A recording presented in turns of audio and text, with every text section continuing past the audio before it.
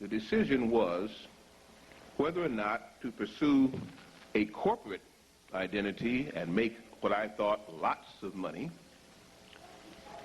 or to get into a research on something that I knew nothing about, UFOs. Now that's a heck of a choice,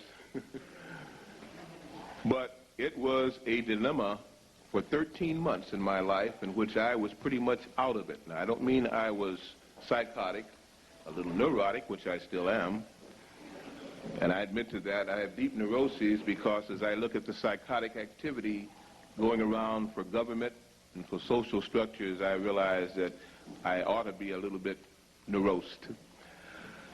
But the decision I had to make was one that I knew was in my heart, one that had to be found out. I wanted to know if UFOs existed. And why was that such a plaguing idea? What did that have to do with a corporate identity?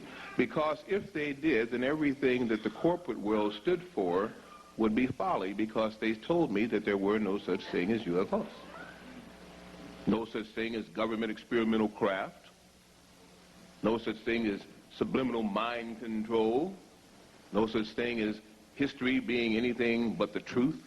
They told me a lot of things. I found out later, all they told me were lies. I will tell you this now, and many of you have been exposed to some of the best historians on this planet, and I did not kid you, you have been, that if you take the history that's presently being taught and you turn it around, the ones in the school systems, you turn it around 362 degrees, is that right?